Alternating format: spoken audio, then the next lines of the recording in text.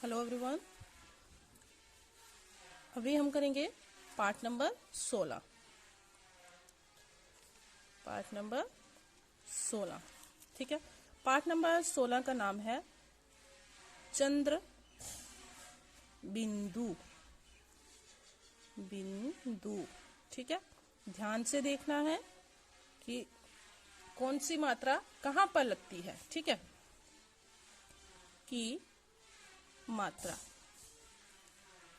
ठीक है। चंद्र बिंदु की मात्रा कैसे लिखी जाती है? चंद्र बिंदु की मात्रा ये ऐसे, ठीक है। कैसे लिखी जाती है? ऐसे। अंक की मात्रा ऐसे लिखी जाती है और चंद्र बिंदु की मात्रा, चंद्र बिंदु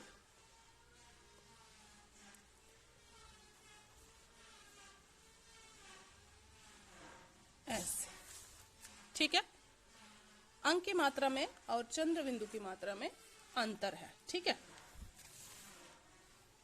जैसे ट आ ग, टांग, तो इसको यहाँ पे ऐसे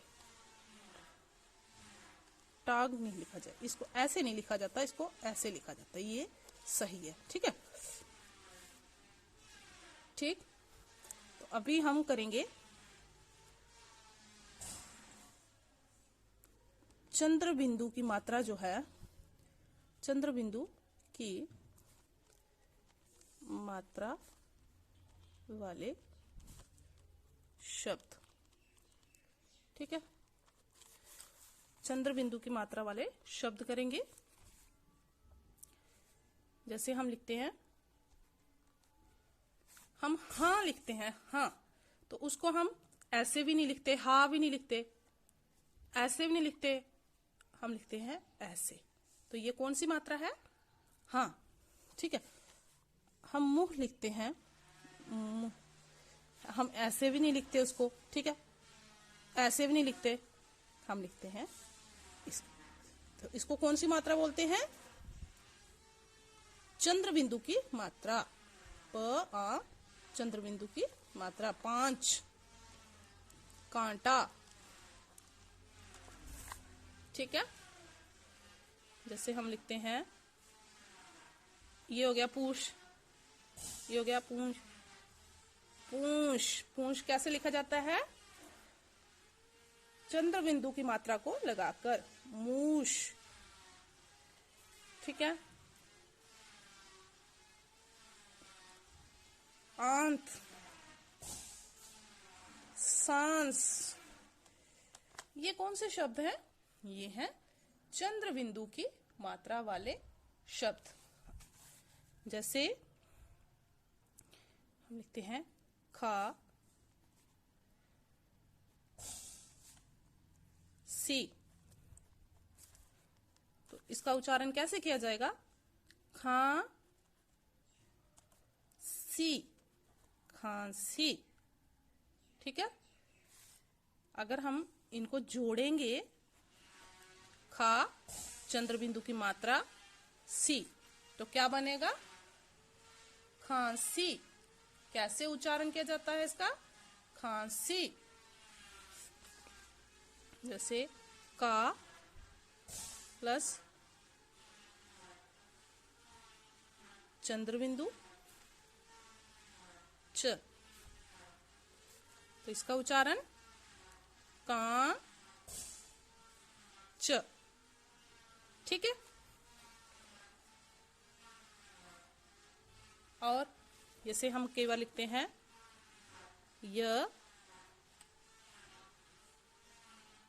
यहां, हम लिखते हैं ना यहां, य प्लस हा, फिर उसके बाद हम चंद्र बिंदु की मात्रा लगाते हैं, तो क्या बनता है? यहां। क्या बनता है? यहां, ठीक। तो ये हो गए हमारे चंद्र बिंदु की मात्रा वाले शब्द।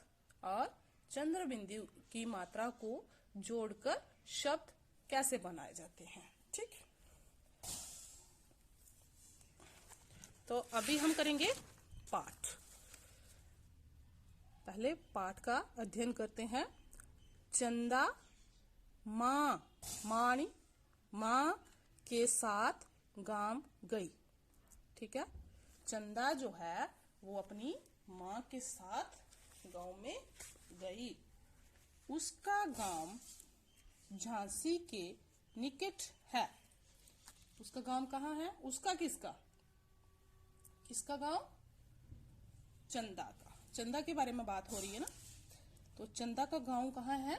झांसी के निकट। वे तांगे से उतरे तभी आंधी आ गई। जब वो तांगे से उतरे, तांगा क्या होता है? घोड़े के साथ चलने वाला। मैं तांगे की आपको तस्वीर बताती हूँ। ये है तांगा, ठीक है, ये जो है ये है तांगा। तो जब वो तांगे से उतरते हैं तो आंधी आ जाती है। आंधी क्या होती है? तूफान। आंधी आ गई। वे आमले के पेड़ के नीचे खड़े हो गए। किसके पेड़ के नीचे खड़े हुए? वो आमले के। आप सबने आमले का पेड़ देखा होगा, आमले भी देखे होंगे और उसका पेड़ भी देखा होगा। तो वो आमले के पेड़ के नीचे खड़े हो गए।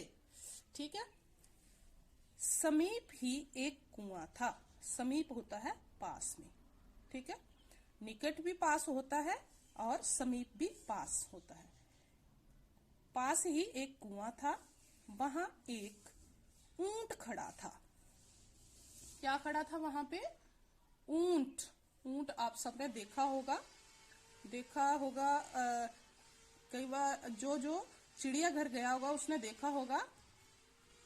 ऐसे तो कभी कभी हमारे यहाँ भी आते हैं, पर यहाँ पे बहुत कम ऊंट होते हैं।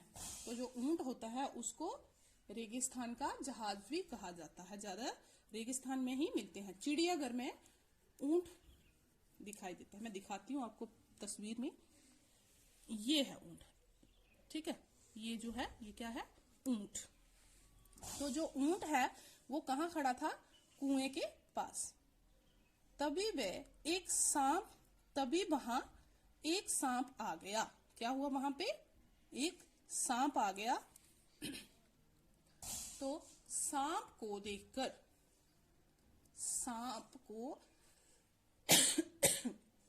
देखकर चंदा ने आंखें मूंद ली। मूंद ली मतलब बंद कर दी। सांप चला गया। सांप जो है वहां से चला गया। चंदा ने आंखें बंद कर दी और सांप वो जो है वो वहां से चला गया। तो अभी हम करेंगे इसके प्रश्न उत्तर। ठीक है, प्रश्न उत्तर।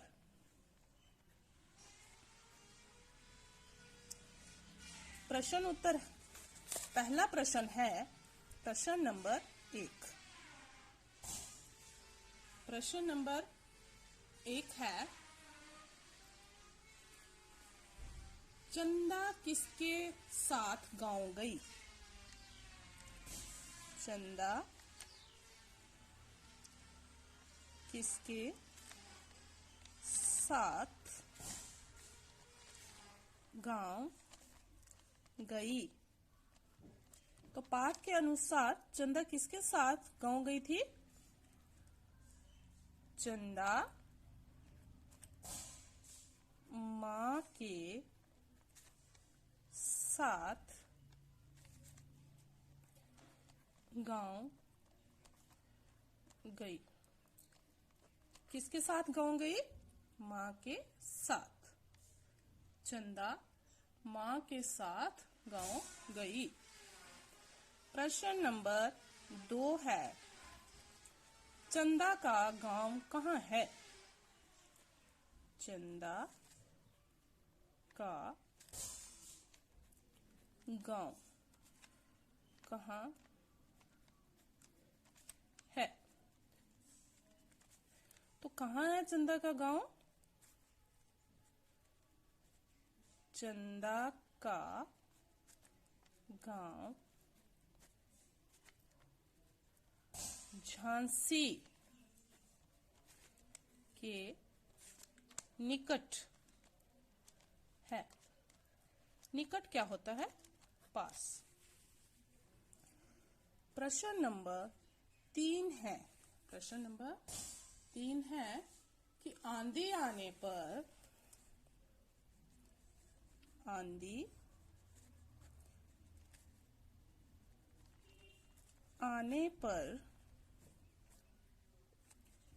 बे कौन? चंदा और उसकी माँ कहाँ खड़े हो गए?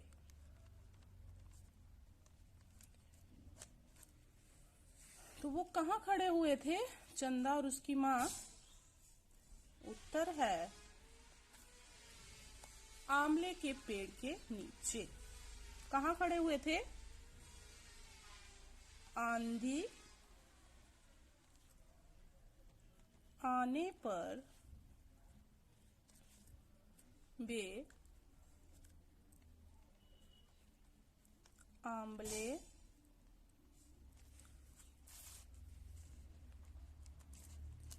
के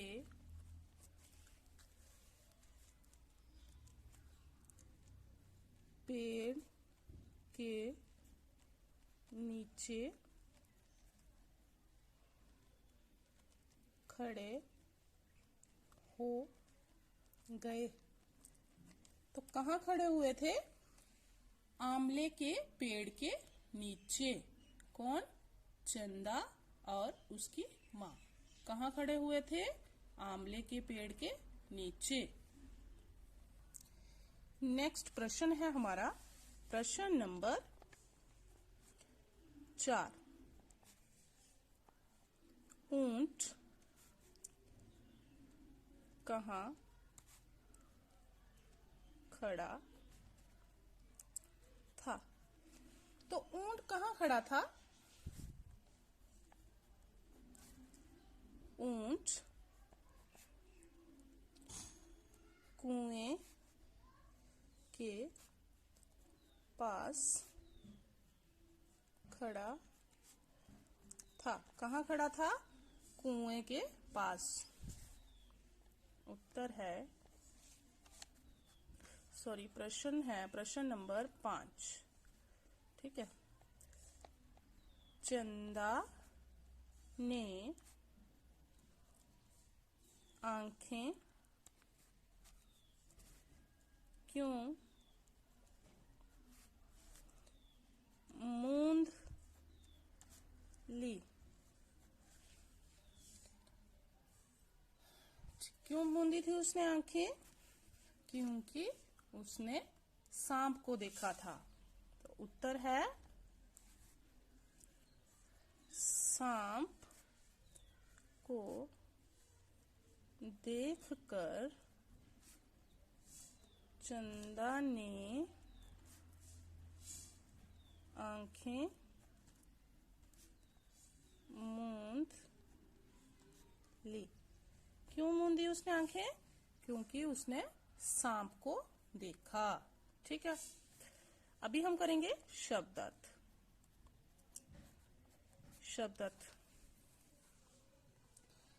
शब्दार्थ आएंगे। हमने इस पाठ में पढ़ा निकट। निकट क्या होता है? निकट होता है पास। ठीक। फिर हमने पढ़ा समीप।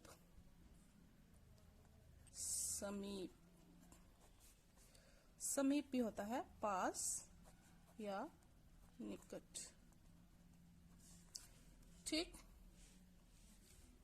फिर मूंदली। मूंदली का क्या मतलब हुआ? मूंदली बंद कर ली।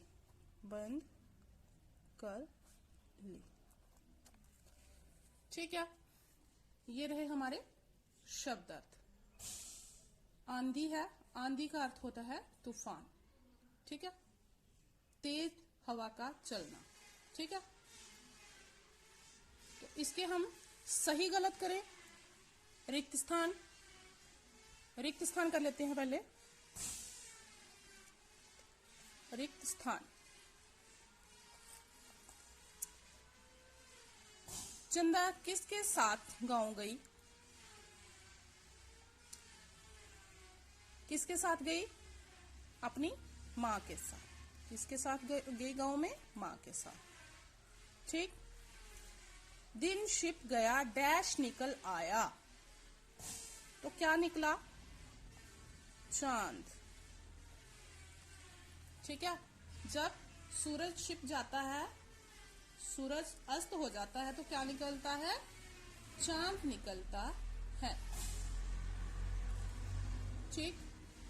डैश की पीठ पर कुब्बड़ होता है। किसकी पीठ पर होता है कुब्बड़? ऊंट की। ठीक है।